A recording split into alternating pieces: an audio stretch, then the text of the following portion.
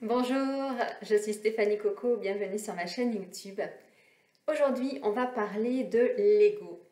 Cet ego qui nous enquiquine parce qu'il vient tout simplement mettre la main sur nos pensées et donc sur nos peurs. Alors, cet ego, comment le maîtriser? Eh bien, je dirais qu'avant de le maîtriser, il y a à le comprendre. Il y a à le regarder faire, à regarder comment il fonctionne.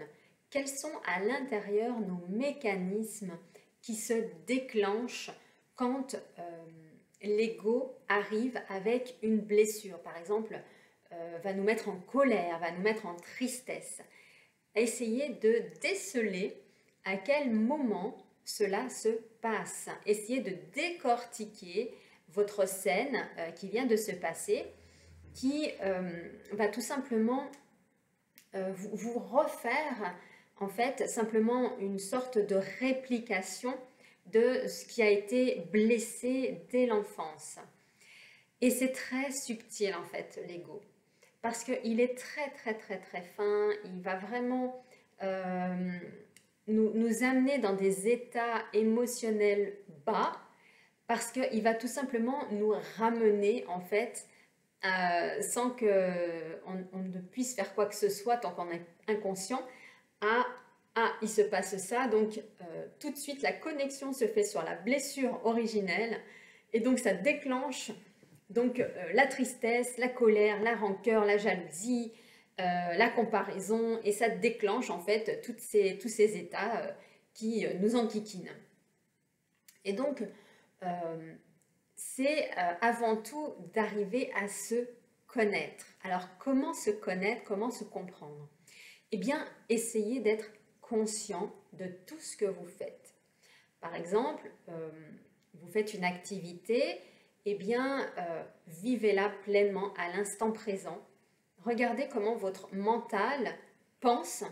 Essayez d'entendre votre voix intérieure qui va peut-être vous annoncer des petits mots comme ah non mais il est trop con, ou elle est trop conne, ou ah non mais t'es complètement stupide. Et là en fait, ça vient déclencher déjà des mots peut-être qu'on nous a dit, et donc qui sont maintenus dans notre mental, et qui nous permet également de nous saboter, et également au niveau donc de l'ego, eh bien de déclencher ces colères.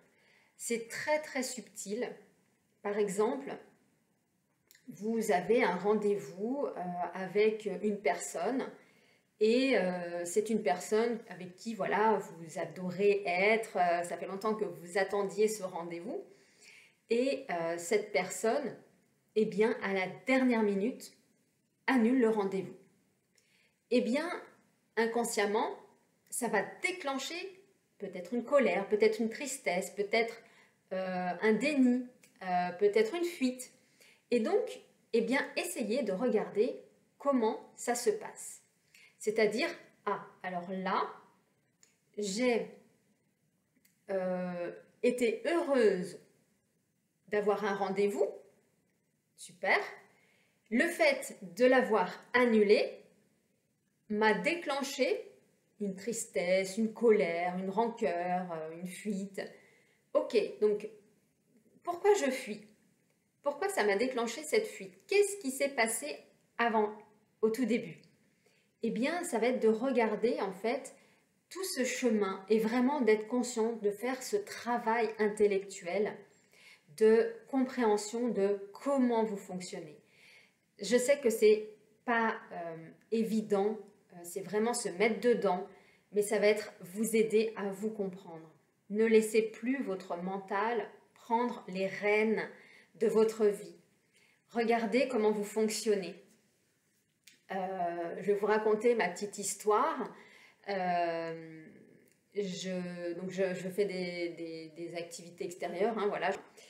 Et je rentre donc chez moi le soir, et là vient en fait une sorte de colère à l'intérieur, donc le soir venu, et cette même colère que quand je travaillais comme ingénieur commercial dans mon ancienne société.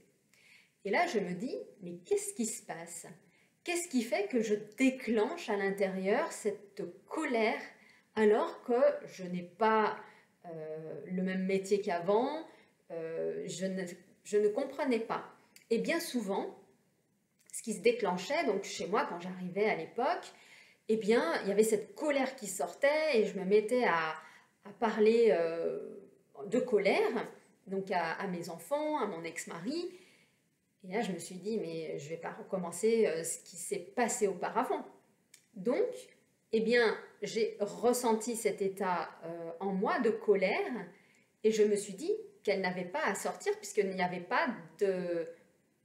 Il n'y avait rien, en fin de compte, qui pouvait déclencher, hormis peut-être le fait d'avoir passé une après-midi à l'extérieur, une après-midi où je me suis peut-être forcée à aller faire cette chose-là et qui ne m'a pas forcément nourrie.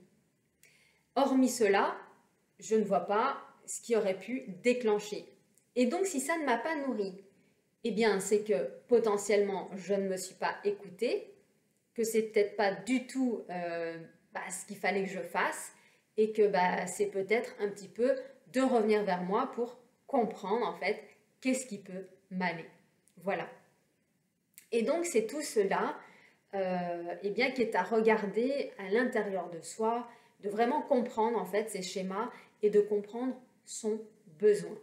De quoi avez-vous besoin? Quel est le besoin qui n'a pas été nourri, que votre ego se déclenche, va justement avoir une émotion derrière qui va agir? Qu'est-ce qui n'a pas été nourri intérieurement?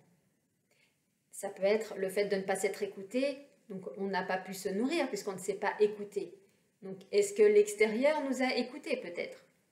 Peut-être pas. Donc voilà, essayez de regarder tout cela en vous et d'aller voir justement qu'est-ce qui a fait que ça s'est déclenché. Parce qu'une fois que vous allez vraiment le conscientiser, vous allez pouvoir changer votre fonctionnement neuronal. Et donc, vous allez pouvoir modifier ce mode de fonctionnement. Et donc, si cela vous intéresse, je peux également vous accompagner donc, en coaching pour aller voir justement qu'est-ce qui est bloqué, qu'est-ce qui fait que ça se déclenche. On peut le travailler ensemble. Donc, si ça vous intéresse, prenez rendez-vous. Ou autrement, vous pouvez le faire vous-même. Mais ça va être beaucoup plus long parce que ça demande une vraie connaissance de soi, un vrai travail sur soi, un vrai développement. Et vous pourrez bien sûr l'obtenir avec de la persévérance, de la bonne compréhension de qui vous êtes. Voilà. En tout cas, pour la partie égotique, c'est vraiment cet ego-là qui est blessé, vraiment à retransformer, à lui faire voir une autre facette, en fait, de cette blessure. Voilà. Et si aussi vous avez envie, donc le 22 janvier prochain, j'ai le programme Apprendre la communication auprès donc de son couple de flammes jumelles, puisque c'est une partie vraiment très importante, la communication, comment on fonctionne au niveau des flammes jumelles. Donc on regarde tout ça au niveau du couple, au niveau donc des polarités, au niveau des synchronicités. Ça concerne vraiment toute la partie de la communication au sein du groupe de la flamme jumelle. Donc que ce soit des aspects extérieurs, des effets donc dans notre couple. Et donc ça commence le 22 janvier, c'est sur 8 semaines. Donc vous pouvez vous inscrire, c'est dans la description. Vous pouvez prendre également donc, des séances de consultation ou de coaching. Et puis écoutez, je vous embrasse et je vous dis à très vite pour de nouvelles vidéos.